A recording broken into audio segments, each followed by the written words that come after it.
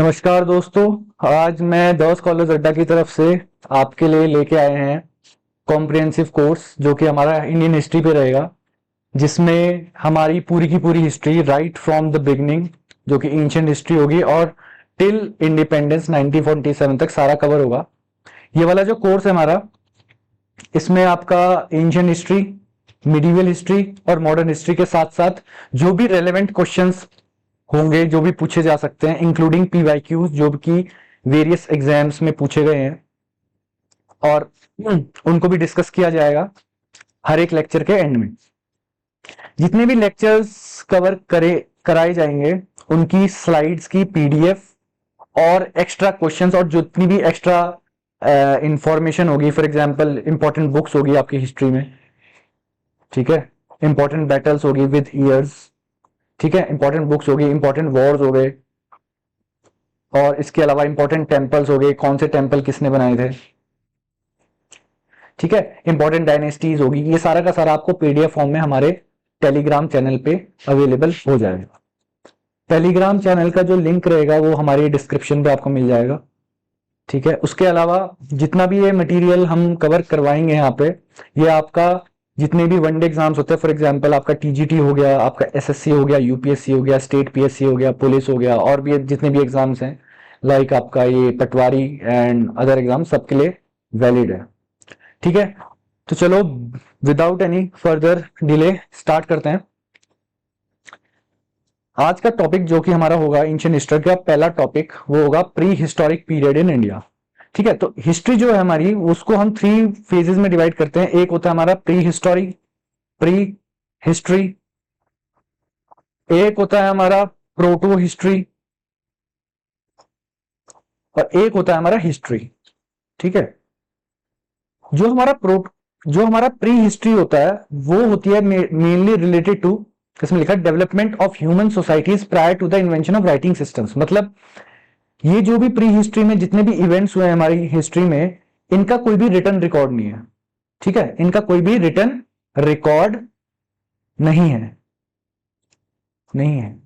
ठीक है। फिर आती है हमारी प्रोटो हिस्ट्री। प्रोटो हिस्ट्री जो होती है वो हमारा ट्रांजिशनल पीरियड होता है प्री हिस्ट्री एंड हिस्ट्री के बीच का। प्रोटो हिस्ट्री में हमारे रिटर्न रिकॉर्ड्स तो होते हैं, written records are there, but haven't been deciphered yet। Deciphered का मतलब होता है अभी तक डिकोड नहीं हुआ, अभी तक उनको पढ़ा नहीं गया है, ठीक है। प्रोटो जो हमारी प्री हिस्ट्री है, प्री हिस्ट्री में रिटर्न रिकॉर्ड्स ही नहीं है, ठीक है। जो प्रोटो हिस्ट्री है वहां पे हमारे रिकॉर्ड्स तो है बट अभी तक डिसाइफर यानी कि अभी तक पढ़े नहीं गई हैं। और जो हमारी हिस्ट्री है, हिस्ट्री में जो हमारे रिटर्न रिकॉर्ड्स हैं वो अवेलेबल है, ठीक है। तो ये हो गया हमारा basic difference between pre history, proto history and history के बीच में। तो अब हम स्टार्ट करने वाले हैं pre historic period. Prehistoric period जैसे कि मैंने आपको बताया, इससे रिलेटेड जितने भी हमारा रिटर्न रिकॉर्ड होगा वो अवेलेबल नहीं होगा। तो जो भी इसके बारे में इंफॉर्मेशन अवेलेबल है वो है थ्रू पेंटिंग्स, टूल्स एक्सेट्रा, ठीक है। तो जो हमारा प्री हिस्टोरिक पीरियड है उसको हम एक और नाम से जानते हैं जिसको हम बोलते हैं stone age. Stone age as the name itself tells us, stone age मतलब स्टोन मतलब पत्थर एंड एज मतलब युग। तो इसको हिंदी में भी बोलते हैं हम पाषाण युग। क्या बोलते हैं? पाषाण युग, ठीक है। उसके बाद Robert Bruce Foote is known as the father of Indian prehistory, ठीक है। ऐसा बोला जाता है जो फर्स्ट प्री हिस्टोरिक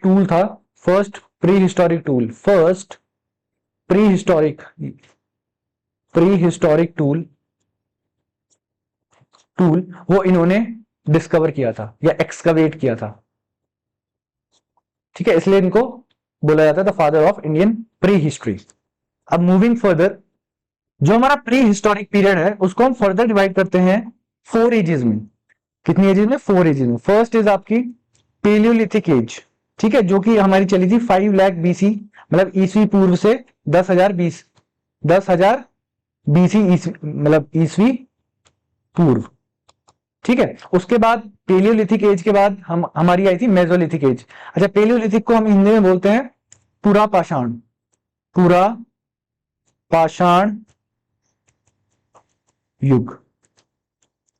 ठीक है। मेसोलिथिक एज जो कि हमारी चली थी 10,000 बीसी से 4,000 बीसी तक, तो इसको बोलते हैं मध्य पाषाण युग, मध्य पाषाण युग। ठीक है। और इसके अलावा इसके बाद जब आई थी हमारी नियोलिथिक एज, इसको बोलते हैं नव पाषाण युग, नव पाषाण युग।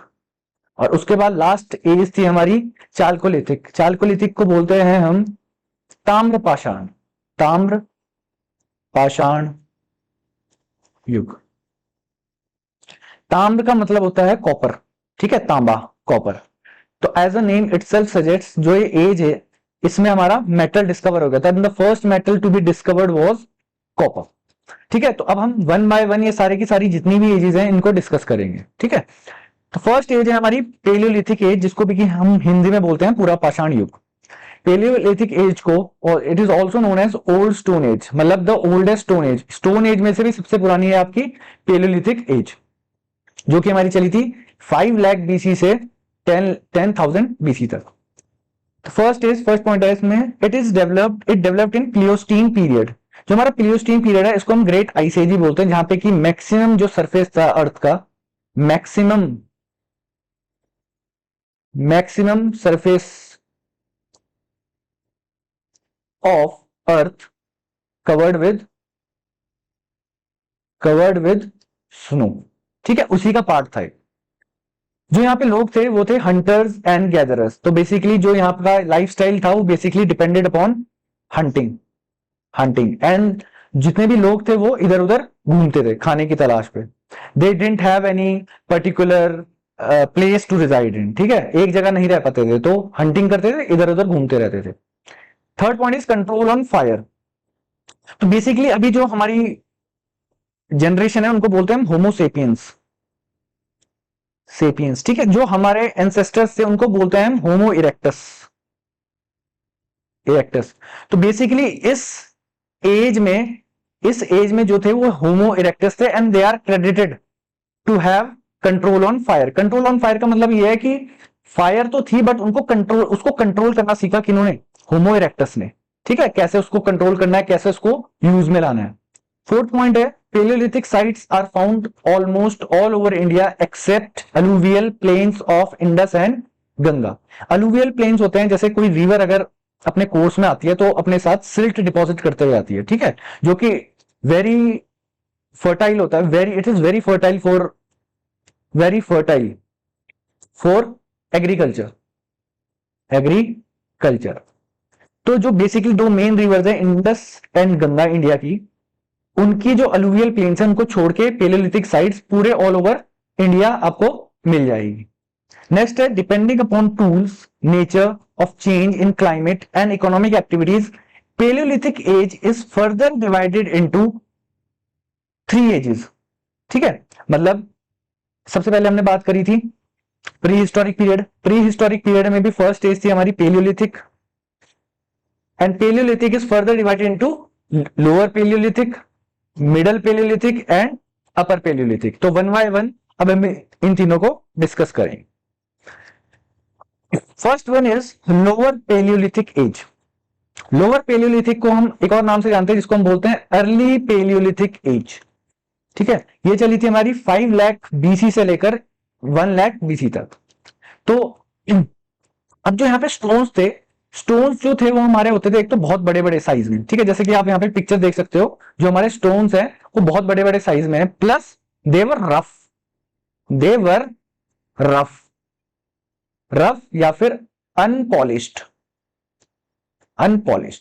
मतलब उनपे कोई भी काम नहीं करा गया, मतलब they were just as it is. जैसे आपने उठाया कोई पत्थर, उसको जैसे हमने कोई पत्थर लिया, पत्थर में कोई हमने डंडा सा बांधा एंड एज इट इज को यूज कर लिया, मतलब उनके ऊपर कुछ भी पॉलिशिंग वगैरह नहीं थी। तो कौन कौन से स्टोन्स यूज होते थे हमारे? Hand axe, cleavers, choppers, flakes and burins. अभी इनकी फोटोज अभी आगे स्लाइड में आपको पता लग जाएगा देखने में कैसे होते हैं। अब इंपॉर्टेंट साइट्स कहां कहां पे इंडिया में ये पेलियोलिथिक एज जो थी और ये जो पेलियोलिथिक साइट्स थी वो पाई जाती हैं। सबसे पहले सोआन वैली, सोआन वैली कहां पे मिलेगी आपको? पंजाब में। सेकंड आपकी बेलन वैली, ये है हमारी यूपी में। भीमबेटका एंड आदमगढ़ ये मिल जाएगा आपको एमपी में।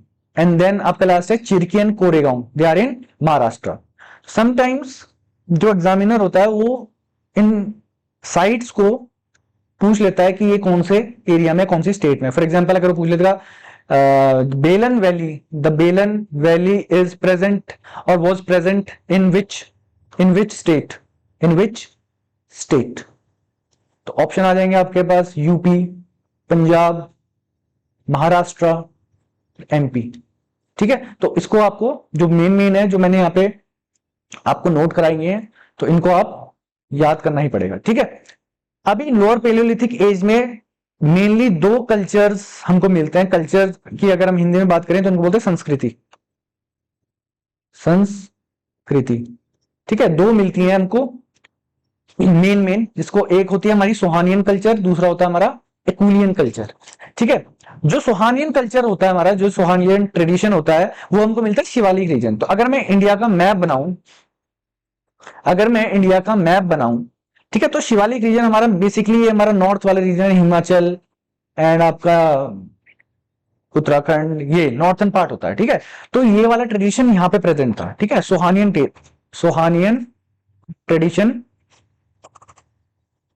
ठीक है, जो यहाँ पे टूल्स थे, they were mainly choppers and chopping tools which were made up of quartzite and quartz. Quartz and quartz are particular, एक पर्टिकुलर टाइप का स्टोन होते हैं, पर्टिकुलर स्टोन होते हैं। ठीक है, उनके बनाए जाते थे mainly choppers and chopping tools. Choppers ये देख सकते हो आप यहाँ पे, ये रहा चॉपर।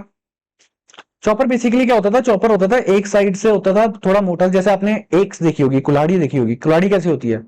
एक साइड से मोटी होती है और आगे से जाके पतली होती है, तो उसको वैसे ही होते थे चॉपर्स। ठीक है, ये रहा चॉपर, देखो यहां से है पतला और यहां से ये मोटा। ठीक है, इंपॉर्टेंट साइट्स। अब बेसिकली जैसे मैंने बताया भी, जो सोहानियन ट्रेडिशन है वो शिवालिक रीजन में था, और शिवालिक रीजन में भी पर्टिकुलर हिमाचल प्रदेश में ज्यादा प्रेजेंट था। तो ये जो चार साइट्स हैं वो चारों की चारों हिमाचल में प्रेजेंट है। तो इस वजह से ये एग्जाम के लिए, जो हिमाचल के जितने भी एग्जाम्स होते हैं, चाहे वो आपका एचएएस हो गया या फिर आपका टीजीटी हो गया, उसके लिए इंपॉर्टेंट हो जाता है। तो साइट्स हम डिस्कस करते हैं। पहली साइट्स है गुलेर। गुलेर है आपका कांगड़ा डिस्ट्रिक्ट में। ठीक है, फिर है आपकी देहरा गोपीपुर, ये भी आपकी कांगड़ा में। नेक्स्ट है आपका नालागढ़, यह है आपका सोलन में। एंड लास्ट है आपका सिरसा सतलुज वैली, ये भी हमारा नालागढ़ बद्दी साइड है। ठीक है, ये भी हमारा एचपी में है। तो ये हो गया हमारा सोहानियन ट्रेडिशन। दूसरी बात करते हैं हम एक्विलियन ट्रेडिशन की। Acheulian tradition central India and south of Eastern Ghat. Central India ये पार्ट हो गया एंड ये एरिया। ठीक है, यहां पे हमारा एक्विलियन ट्रेडिशन प्रेजेंट था। तो यहां पे जो टूल्स हैं they are mainly hand axes made up of quartzite and quartz. तो यहां पे भी वही मटेरियल यूज हुआ है जो सोहानियन ट्रेडिशन में हुआ था, लेकिन सोहानियन ट्रेडिशन में जो टूल्स थे वो चॉपर्स थे, यहां पे जो है हैंड एक्सेस है। फॉर एग्जाम्पल ये रही आपकी हैंड एक्स, ये इसकी इमेज है यहाँ पे हैंड एक्स। ठीक है, इसकी जो इंपॉर्टेंट साइट्स हैं कहां पे मिला है पर्टिकुलर में देखा जाए, इन पर्टिकुलर अटीरम पक्कम, ये कहां पे है? तमिलनाडु में। एंड हुंसगेन कर्नाटका। तो ये हो गई हमारी दो इंपॉर्टेंट ट्रेडिशन जो कि लोअर पेलियोलिथिक एज में थी। एक थी हमारी सोहानियन ट्रेडिशन और दूसरी थी एक्विलियन ट्रेडिशन। इसी के साथ हमारा लोअर जो पेलियोलिथिक एज थी वो हो गई खत्म। अब हम बढ़ते हैं नेक्स्ट मिडल पेलियोलिथिक एज, जो कि हमारी चलेगी 1 लाख बीसी से 40,000 बीसी तक। ठीक है, जो हमारी लोअर पेलियोलिथिक एज थी वो चली थी हमारी 5 लाख बीसी से 1 लाख बीसी तक। उसके बाद चलिए हमारी middle Palaeolithic age, also known as Nevasian culture in India. ठीक है, अब नेवाशियन कल्चर का क्या मतलब है? नेवाशियन इज, ये जो वर्ड है it is derived from Nevasa. ठीक है, it is a site, it is a place in, it is a place in Maharashtra. ठीक है, महाराष्ट्र, और यहां पे कल्चर डेवलप हुआ था on the bank of Pravara river, Pravara river. ठीक है। जैसे कि हम आगे बढ़ रहे हैं, एजेस हमारी आगे बढ़ रही है, तो हमारा सब कुछ एडवांसमेंट होती रहेगी। फॉर एग्जांपल टूल्स में एडवांस मतलब टूल्स हो गए अब हमारे और एडवांस्ड हो गए। ठीक है, अब जो टूल्स बनने लग गए वो फ्लेक्स के बनने लगे, फ्लेक्स के। ठीक है, फ्लेक्स क्या होता है? फ्लेक्स जैसे मान लो एक पत्थर है, उस पे मैंने कोई और पत्थर मारा, तो उसका एक छोटा सा पीस गिर के अलग हो गया। ठीक है, उसको हम बोलते हैं फ्लेक। ठीक है, तो ये जो जितने भी टूल्स बने हुए थे वो सबके सब बने हुए थे फ्लेक्स के, mostly mostly made up of flakes. तो इसलिए हम इसको फ्लेक्स इंडस्ट्री भी बोलते हैं, फ्लेक्स इंडस्ट्री। ऑलराइट, ठीक है। Tools medium size hand axes, cleavers, scrapers and borers. तो ये आपका क्लीवर हो गया, ये आपका स्क्रैपर हो गया। स्क्रैपर हमने पीछे डिस्कस करा था, लाइक एक साइड मोटी होती है, एक साइड पतली होती है। क्लीवर क्या होता है? क्लीवर भी एक साइड से मोटा होता है, लेकिन अगली साइड से जो होता है पिन पॉइंटेड होता है, जैसे कोन होता है आइसक्रीम का, वैसे नीचे की साइड से पिन पॉइंटेड होता है। ठीक है, बिल्कुल एकदम शार्प। एंड बोरर भी सेम एज क्लीवर, बट जो उसका एंड होता है वो थोड़ा वाइड होता है। ठीक है, और दूसरी साइड से वो पिन पॉइंटेड होता है बोरर। अब इसकी इंपॉर्टेंट साइट्स डिस्कस करते हैं मिडल पेलेलिथिक एज की। First is Soan valley. Exactly हमने पिछली लोअर पेलेलिथिक में भी पढ़ा था। सोआन वैली कहां पे प्रेजेंट है? पंजाब में। ठीक है, नेक्स्ट है आपकी हिरन वैली जो कि प्रेजेंट है गुजरात में। नेक्स्ट है पोथवार प्लेट्यू। पोथवार प्लेट्यू जो हमारा है वो भी नॉर्थ इंडिया में है, north India around Jhelum river. ठीक है, नेक्स्ट है हमारी near Narmada and Tungabhadra river. तो नर्मदा एंड जो तुंगभद्रा रिवर, अगर मैं इंडिया का मैप बनाऊं तो नर्मदा एंड तुंगभद्रा रिवर है वो हमारे डेक्कन में है। ठीक है, नर्मदा है जो विंध्यन रीजन में फ्लो करती है एंड फॉल्स इनटू अरेबियन सी, और तुंगभद्रा है जो हमारी साउथ में, उसके साउथ में, नर्मदा के साउथ में डेक्कन रीजन में फ्लो करती है। तो यहां पे भी आपका मिडल पेलेलिथिक एज जो जितनी भी साइट्स हैं वो डिस्कवर हुई है। Next is Kalpi. Kalpi is in UP. Last is आपका डिडवाना। डिडवाना कहां पे है? राजस्थान में। तो इसी के साथ ये हो जाता है हमारा middle Palaeolithic as cover. Next आता है हमारा अपर पेलेलिथिक एज। तो अभी तक हमने पेलेलिथिक एज में सबसे पहले हमने कवर करा लोअर पेलेलिथिक एज, फिर हमने कवर करा middle Palaeolithic age, and now we will cover upper Palaeolithic age. ठीक है, अपर पेलेलिथिक एज का जो टाइम पीरियड रहेगा वो 40,000 बीसी से लेकर 10,000 बीसी तक। ठीक है, तो इसमें फर्स्ट पॉइंट क्या है? It appears Homo sapiens first appeared in this age. तो होमोसेपियंस जो कि अभी प्रेजेंटली हमारा साइंटिफिक नेम है। ठीक है, अभी जो प्रेजेंट जनरेशन है, प्रेजेंट जो ह्यूमंस हैं, इनको क्या बोला जाता है? होमोसेपियंस। और जो हमारे पूर्वज एंसेस्टर्स थे, एंसेस्टर्स जो कि हमने पहली स्लाइड में भी डिस्कस किया था, वो थे होमो इरेक्टस। होमो इरेक्टस। ठीक है, तो जो होमो सेपियंस थे वो फर्स्ट टाइम कौन सी एज में आए थे? अपर पेलियोलिथिक एज में सबसे पहली बार दिखे थे। So it becomes important point. Second comes earliest paintings belongs to this site. ये भी बहुत बारी एग्जाम में पूछा जाता है। ठीक है, डिफरेंट एग्जाम्स में पूछा भी गया है कि जो अर्ली पेंटिंग्स है हिस्ट्री की, इंडियन हिस्ट्री की, एंशिएंट हिस्ट्री की, वो किस एज के लिए? ये साइट नहीं आएगा, यहाँ पे एज आएगा, बिलोंग टू दिस एज। और इसका प्राइम एग्जांपल है आपका भीम बेटका केव जो कि प्रेजेंट है हमारी मध्य प्रदेश में। ठीक है, जो अर्लीस्ट पेंटिंग है एंशिएंट हिस्ट्री की वो कौन सी एज को बिलोंग करती है? अपर पेलियोलिथिक एज को। नेक्स्ट पॉइंट है paintings done in red and green colour and mainly hunting and animals were depicted. तो जो पेंटिंग्स होती थी उसमें कलर, जो प्रीडोमिनेंट कलर्स होते थे वो होते थे हमारे red and green colour, red and green colour. अभी it is very much obvious कि उस समय तो कलर्स होते नहीं थे, जो हमारे आर्टिफिशियल कलर होते हैं, तो नेचुरल कलर्स यूज करते थे, नेचुरल कलर्स। ठीक है, प्लांट्स को, फूल को और जितनी भी पत्तियों को क्रश करके जो भी कलर बनता था तो उसमें प्रीडोमिनेंट कलर आते थे, red and green colour. And the paintings mainly depicted क्या क्या सीन्स? Hunting scenes. कौन कौन से हंटिंग सीन्स होते थे? एंड एनिमल्स होते थे। तो एनिमल्स कौन कौन से होते थे? एनिमल्स में आपका टाइगर हो गया, एलिफेंट हो गया, एटीसी। ठीक है, तो बेसिकली जो ये वाली एज है हमारी पेलियोलिथिक एज, इसके बारे में हमको मेनली स्टोन्स एंड पेंटिंग्स से ही पता चलता है। अब इसकी इंपॉर्टेंट साइट्स कर लेते हैं। इंपॉर्टेंट साइट्स कौन कौन सी है? रोहरी हिल्स हो गई हमारी, जो कि हमारी सिंध में, Sindh is in Pakistan, we all know. उसके बाद हमारा बागोर हो गया राजस्थान में, then Paisra in Bihar and Haora and Khowai valleys in Tripura. ठीक है, तो अगर मैं ये फिर से इंडिया का मैप बनाऊं, जो हमारी हावड़ा एंड खोवाई वैलीज होगी वो होगी में त्रिपुरा में, तो त्रिपुरा मतलब नॉर्थ ईस्ट, तो यहां पे हम आपको अपर पेलियोलिथिक जो साइट्स है वो मिल जाएंगी। पैसरा अगेन ईस्ट में बिहार में, ये पैसरा मिल जाएगा आपको। Bagor is in west Rajasthan में, and last is Rohri. Rohri आपकी, रोहरी हिल्स है आपकी सिंध में। ठीक है, तो ये बेसिकली यहाँ पे आपकी अपर पेलियोलिथिक एज की जितनी भी साइट्स थी वो मतलब मेन। ठीक है, इंपॉर्टेंट साइट्स तो बहुत सारी हैं, लेकिन जो मेन मेन है वो ये है। Now the second age after Palaeolithic age, after Palaeolithic age, Palaeolithic age के बाद हम आते हैं मेजोलिथिक एज में। ठीक है, मेजोलिथिक एज जब हम बात करते हैं तो इसको हम एक और नाम से जानते हैं, जिसको हम बोलते हैं late stone age. Late stone age, ठीक है, तो it is a transitional age between Palaeolithic and Neolithic age. इसका मतलब क्या है?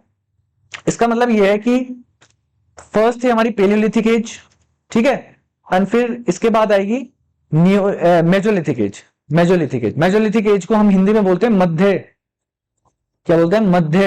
मध्य पाषाण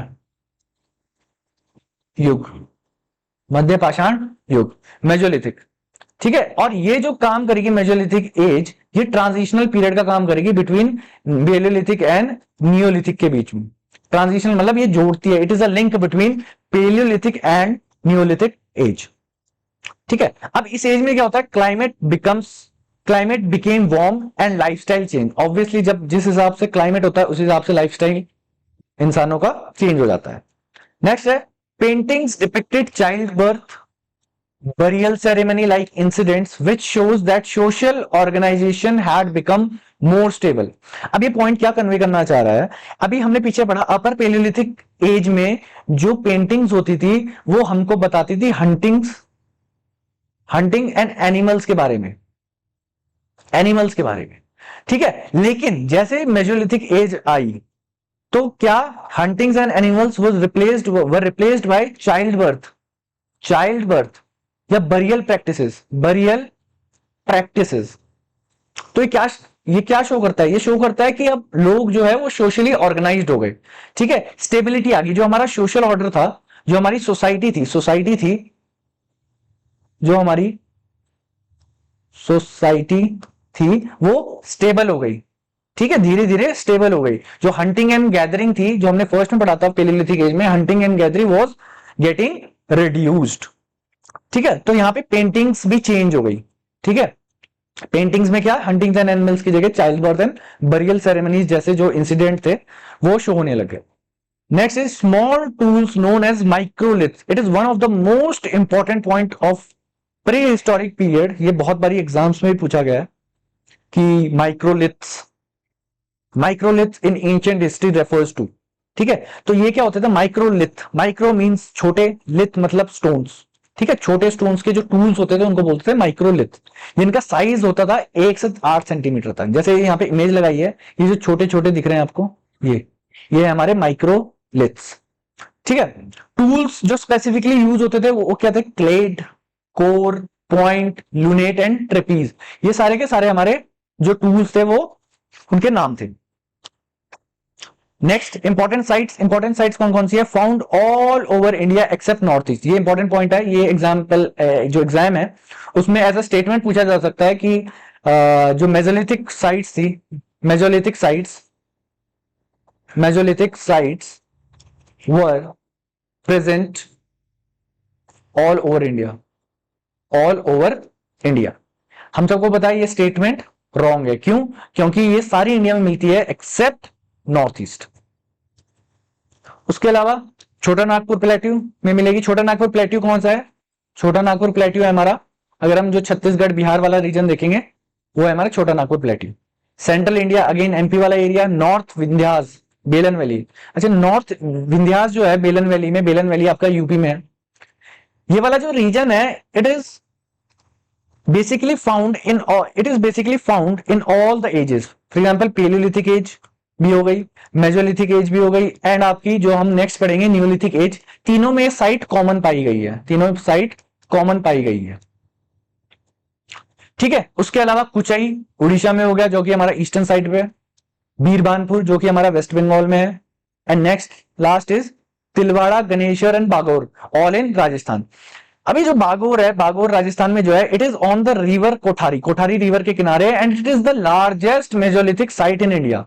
ठीक है, ये भी बहुत इंपॉर्टेंट पॉइंट बन जाता है, क्वेश्चन में पूछ सकता है which is the largest Mesolithic site, मतलब जो मध्य पाषाण युग की सबसे बड़ा स्थल भारत में कौन सा है, वो है हमारा बागोर, जो कि राजस्थान में लोकेटेड है। ठीक है, तो ये हो गया हमारा मेजोलिथिक एज, जिसको हम लेट स्टोन एज भी बोलते हैं, और साथ में जो यहाँ पे जो हिंदी में है उसको बोलते हैं मध्य पाषाण युग। नेक्स्ट एज जो हमारी आती है Neolithic age, Neolithic age also known as new stage, new stone age. New जो वर्ड है, न्यू इसका मतलब होता है न्यू, ठीक है, एंड लिथिक का मतलब होता है स्टोन। हिंदी में इसको बोलते हैं नव पाषाण युग, नव पाषाण युग। ठीक है, इसका जो टाइम पीरियड है वो है हमारा 7000 बीसी से लेकर 1000 बीसी तक। ठीक है, तो अब इसमें क्या चेंजेस आए, फर्स्ट पॉइंट है people started producing their own food. ये इंपॉर्टेंट पॉइंट है, इसका मतलब क्या है, इनडायरेक्टली वो क्या बता रहा है कि agriculture, agriculture started, agriculture started. ठीक है, जो कृषि था, कृषि, कृषि की शुरुआत, की शुरुआत। ठीक है, इसके बाद द टूल, जो पॉलिश, जो टूल्स थे वो पॉलिश होने लगे। अभी हमने पेलियोलिथिक एज में पढ़ा था, जो टूल्स थे वो बहुत ही बड़े थे और अनपॉलिश थे। ठीक है, मतलब रफ थे। अब जो टूल्स हो गए और ज्यादा पॉलिश हो गए, ठीक है, और ज्यादा रिफाइन हो गए, और ज्यादा एडवांस हो गए। उसके अलावा housing, house building and settled life. ठीक है, अब लोगों ने घर बनाने स्टार्ट कर दिए। ठीक है, पहले क्या पढ़ा था हमने, वॉन्डरर्स थे वो, वॉन्डर्स इधर इधर घूमते रहते थे, वॉन्डरर्स, पहले थे वो वॉन्डरर्स, वॉन्डरर्स इधर उधर। अब क्या हो गया, अब सेटल्ड लाइफ स्टार्ट हो गई। ठीक है, अब घर बनने लग गए, और इन सभी चीजों का जो मेन रीजन था वो था डोमेस्टिकेशन ऑफ एनिमल्स। अब उनको समझ में आ गया कि rather than using animals for food, हम एनिमल्स को और भी तरीकों से यूज कर सकते हैं। फॉर एग्जाम्पल फर्स्ट, जैसे एग्जाम्पल क्या हो गया, फर्स्ट आपका labour, as a labour use कर सकते हैं। लेबर इन द सेंस जो एनिमल्स होते थे लाइक डोंकी, ठीक है, उनको हम काट के आगे लगा सकते थे। ठीक है, उसका बुलक कार्ट बना सकते थे। तो ये जितना भी डोमेस्टिकेशन ऑफ एनिमल्स हुआ, उसकी वजह से क्या हुआ, उसकी वजह से तीन मेन चेंजेस आए। First of all emergence of village communities. अब हुआ क्या, अब लोगों ने जब पशुपालन स्टार्ट कर दिया, पशुपालन स्टार्ट कर दिया, तो अब उनको इधर से उधर घूमने की जरूरत नहीं पड़ी, तो लोग कम्युनिटीज में रहने लगे। तो it led to the emergence of villages. ठीक है, विलेजेस में। ठीक है, अब आपको कुछ करने की जरूरत नहीं, आप इधर उधर घूमने की जरूरत नहीं है, आपने एनिमल्स रखे हुए हैं लाइक काउ एंड गोट, जो आपको मिल्क भी दे रही है, आपको एनिमल से एग्स वगैरह भी मिल रहे हैं, मीट भी मिल रहा है, तो अब आपको इधर उधर घूमने की जरूरत नहीं है। तो इमरजेंस ऑफ विलेज कम्युनिटीज। ठीक है, next is increase in agricultural productivity. ठीक है, अब एग्रीकल्चर स्टार्ट हुआ, एग्रीकल्चर स्टार्ट होने के बाद इनको पता लगा कि हम प्लोइंग में एनिमल्स को यूज कर सकते हैं। प्लोइंग मतलब हल लगाना, हल लगाना। ठीक है, इसमें यूज कर सकते हैं एनिमल्स को। उसके अलावा बेनिफिशियल फॉर लेबर, जैसे कि अभी हमने डिस्कस करा, एंड ट्रेड एंड इकोनॉमी। अगर आपको कुछ भी ट्रेड करने के लिए सामान लेके जाना है इधर से उधर, तो वहां पे भी एनिमल्स यूज में आते थे। ठीक है, तो बेसिकली जो ये डोमेस्टिकेशन ऑफ एनिमल्स था, ये बहुत ही बड़ा लाइफस्टाइल चेंज लेके आया था न्यूलिथिक एज में। ठीक है, and last is manufacturing of pottery. ठीक है, अब यहां पे इन्होंने पॉटरी स्टार्ट कर दी। पॉटरी होता है जब आप पॉट्स वगैरह बनाते हो, ठीक है, जो होता है घड़े वगैरह बनाना, उसको बोलते हैं पॉटरी। ठीक है, तो पॉटरी बनानी स्टार्ट कर दी थी इस एज में। तो अगर वो क्वेश्चन पूछता है कि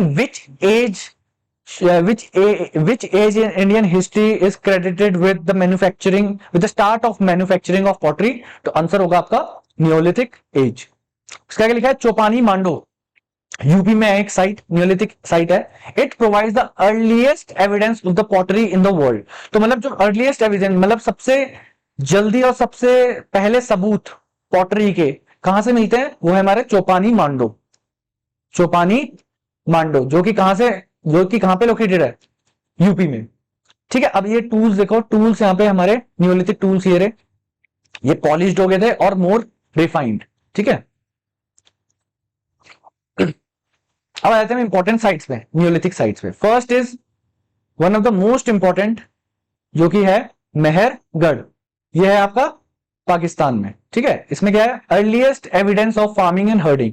तो जितने भी फार्मिंग एंड एग्रीकल्चर के एविडेंस मिले थे वो सबसे पहले, सबसे अर्लीस्ट कहां से मिले थे, सबसे पहले मिले थे Mehrgarh. First time cotton cultivated. ठीक है, तो cotton was cultivated first time, cotton cultivated कौन सी एज में, नियोलिथिक एज में।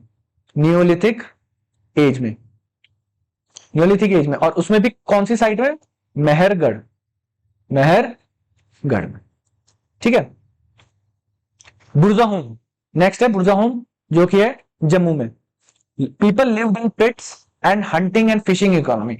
मतलब लोग गड्ढे बनाए रहते थे, वहां पे रहते थे, और जो इनकी इकोनॉमी थी किसके ऊपर जीवन व्यतीत करते थे, हंटिंग एंड फिशिंग, मतलब शिकार करना और मछली पकड़ना।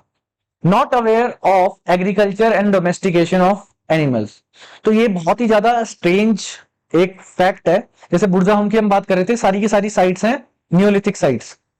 ठीक है, नियोलिथिक साइट है, और नियोलिथिक साइट में हमने नियोलिथिक एज में पढ़ा था कि डोमेस्टिकेशन और एग्रीकल्चर स्टार्ट हुआ था, एग्रीकल्चर स्टार्टेड।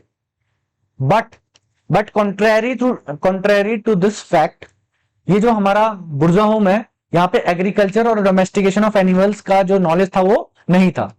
थर्ड पॉइंट है used bone implements as tools. मतलब जितनी भी जो भी बोन्स होती थी उनको टूल्स में कन्वर्ट करते थे। मतलब बोन्स के अपार्ट फ्रॉम स्टोन्स, जो बोन्स होती थी उसका भी टूल बनता था। Last is dog buried along with masters. तो ये एक और स्ट्रेंज फैक्ट आया यहां से कि जितने भी डॉग्स होते थे उनको उनकी जो उनके जो मास्टर होते थे उनकी ग्रेव के साथ उनको बरी करते थे। थर्ड साइट इज गुफकराल, जो कि हमारी जम्मू में। Next is Koldihwa which is in UP. यहां से मिले earliest evidence of rice cultivation. ठीक है, तो फर्स्ट सबसे पहले जो सबूत हैं चावल उत्पादन के वो कहां से मिले हैं, वो मिले हैं कोल्डिवा से, जो कि हमारा है यूपी में। ठीक है, फिर है हमारी चिरान, जो कि हमारी बिहार में है। मस्की है, हलूर है, ब्रह्मगिरी है, कोडिकल है, ये हमारी कर्नाटका में चारों sites. Piklihal, Utnur they are present in Andhra Pradesh. फिर है पय्यमपल्ली, वो है तमिलनाडु। दाउजिली हाटिंग, वो है आसाम में। ठीक है, तो ये मेन हो गई, ये आपको याद करनी पड़ेगी, एग्जाम में पूछा जाता है, मैच द कॉलम्स में पूछ लेते हैं। जैसे लिख देंगे यहाँ पे गुफकराल, ये आपकी उटनूर, ये आपकी हो जाएगी एक हल्लूर, हो जाएगी चिरांद, और यहाँ पे स्टेट्स लिख देंगे, तो आपको मैच द कॉलम करनी पड़ती है। ठीक है, तो ये आपकी सबको जितनी भी साइट्स हैं वो आपको याद करनी पड़ेगी। ये रहा मैप। अगर हम इसकी बात करें, देखो ये रही हमारी चिरांद, ये है हमारी बिहार में। ये हमारी Daojali Hading, it is in Assam. Then this, ये हमारा साउथ इंडिया में आते हैं। ये Paiyampalli, it is in Tamil Nadu. ठीक है, ये हल्लूर हो गया, हल्लूर है हमारा कर्नाटका में।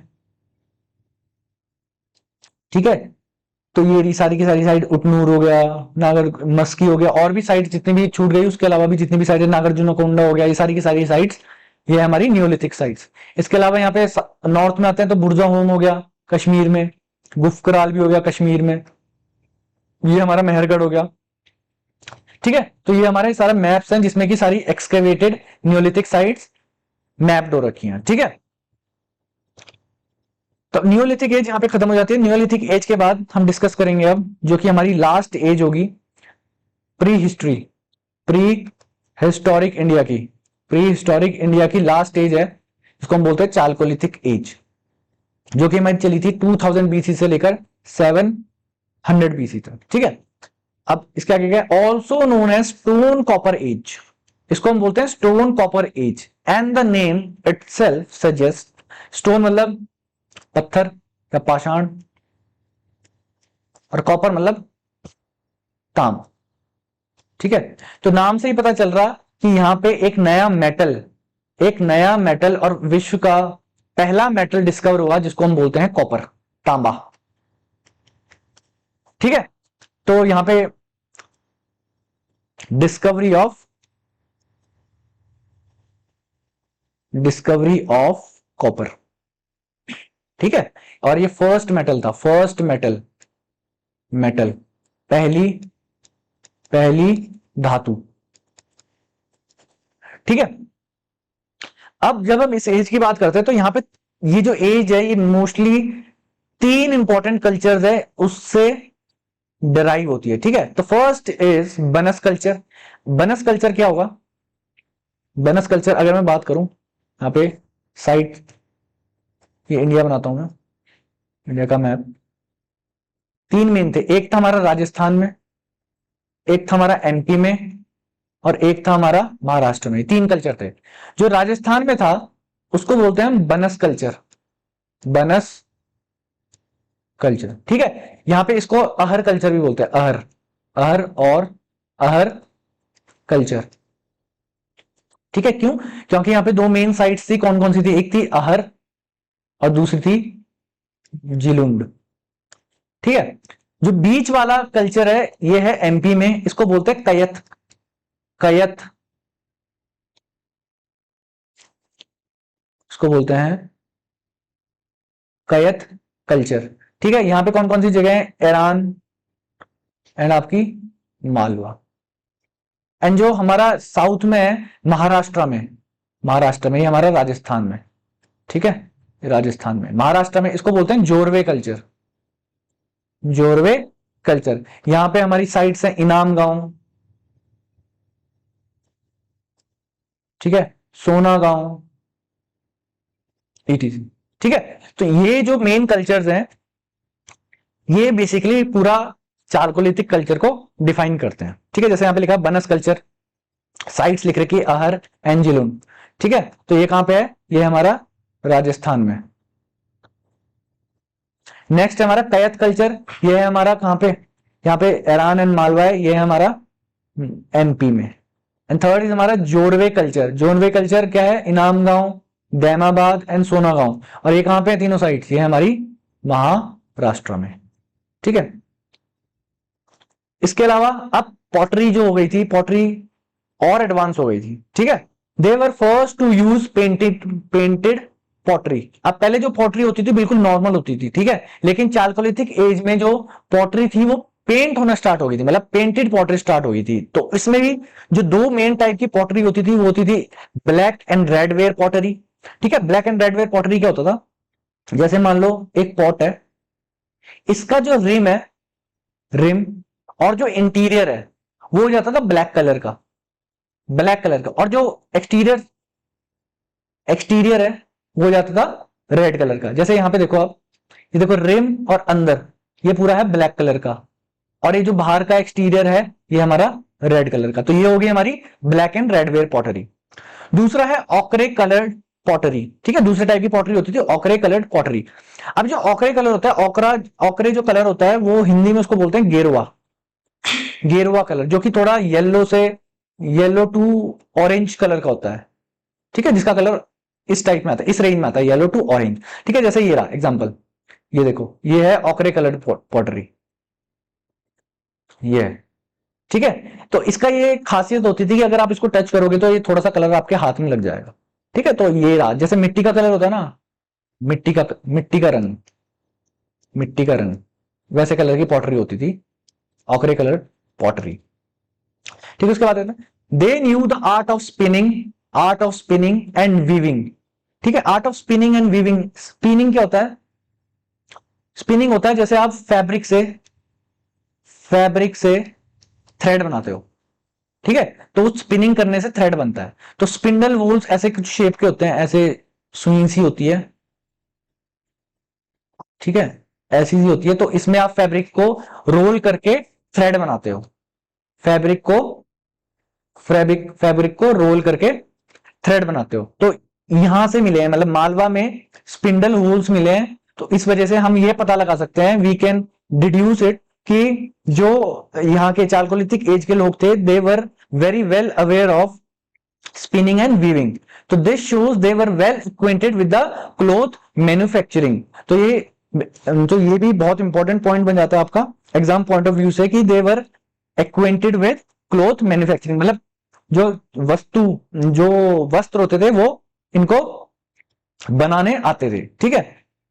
उसके बाद they didn't know the art of writing unlike bronze culture. अभी ब्रोंज कल्चर क्या है उसको हम नेक्स्ट वीडियो में डिस्कस करेंगे, बट ये हम ऑलरेडी डिस्कस कर चुके हैं कि जो हमारा प्री हिस्टोरिक पीरियड है वो उसके लिए हमारे पास कोई भी रिटर्न रिकॉर्ड्स नहीं है। तो obviously they were not aware of the art, they were not aware with the art of writing, ठीक है। Last point is they knew the art of copper smelting. तो कॉपर स्मेल्टिंग क्या होता है? Smelting, copper जो smelting होता है, it is basically a process to extract copper from its ore, मतलब कॉपर को प्रोड्यूस करना, उसकी ओर से निकालना, उसको बोलते हैं कॉपर स्मेल्टिंग प्रोसेस, जो कि हमने ऊपर डिस्कस कर लिया है कि दे डिस्कवरी, मतलब जो एज थी वाली, यहां पे डिस्कवरी हो गई थी कॉपर, जो कि फर्स्ट मेटल था, ठीक है। तो ये जो हमारा प्री हिस्टोरिक पीरियड था वो हमने पूरा कवर कर लिया है, जिसमें कि पहले हमने पढ़ा palaeolithic age was further divided into lower palaeolithic age, middle palaeolithic age and upper palaeolithic age, ठीक है। उसके बाद हम आए थे पेलियोलिथिक एज से मेजोलिथिक एज में, फिर उसके बाद हमने पढ़ा था नियोलिथिक एज, एंड लास्ट हमने पढ़ा चाल्कोलिथिक एज, ठीक है। तो यहां पे हमारी प्री हिस्टोरिक जो पीरियड है वो हो गया है खत्म। तो जब हमने सब किया है, जो हमने प्री हिस्टोरिक पीरियड पढ़ा है, तो उससे रिलेटेड जो क्वेश्चंस पूछे जा सकते हैं उनको भी डिस्कस कर लेते हैं साथ साथ। First question is which period in history is represented by events that occurred before the invention of writing. तो ये सबसे पहले हमने ये डिस्कस किया था, 3 इवेंट्स पढ़े थे, 3 पीरियड्स पढ़े थे हिस्ट्री में। एक होता हमारा प्री हिस्टोरिक, एक होता है हमारा प्रोटो, और एक होता है हमारा हिस्ट्री। प्रोटो होता है ट्रांजिशनल पीरियड, जहां पे रिटर्न रिकॉर्ड्स हैं बट अभी तक डिकोड नहीं हुए, written but not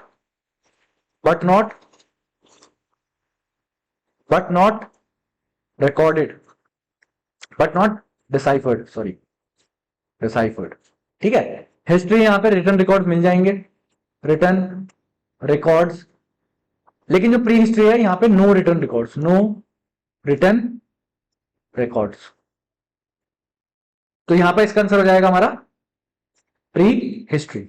next is what is the primary characteristic tool of Mesolithic, ठीक है। तो यहां पे क्या बोल रहे हो, द प्राइमरी कैरेक्टरिस्टिक टूल। तो हमने स्पेशली पढ़ा था कि जो मेसोलिथिक एज थी वहां पे जो टूल्स है बहुत ही ज्यादा छोटे थे, स्पेशली 1 से लेकर 8 सेंटीमीटर तक के साइज के, जिनको हम बोलते थे माइक्रोलिथ्स। तो इसका आंसर हो जाएगा हमारा microliths. Third is in which period did the people of India begin to cultivate land and grow fruits and grains, domesticating cattle and sheep? तो ये सिंपल क्वेश्चन है, डायरेक्ट क्वेश्चन है। नियोलिथिक एज जो हमारी थी, नियोलिथिक एज, यहीं पे ही हमारा एग्रीकल्चर भी आया था, एग्रीकल्चर स्टार्ट हुआ था, प्लस यहीं पे हमारा डोमेस्टिकेशन ऑफ एनिमल्स भी स्टार्ट हुआ था।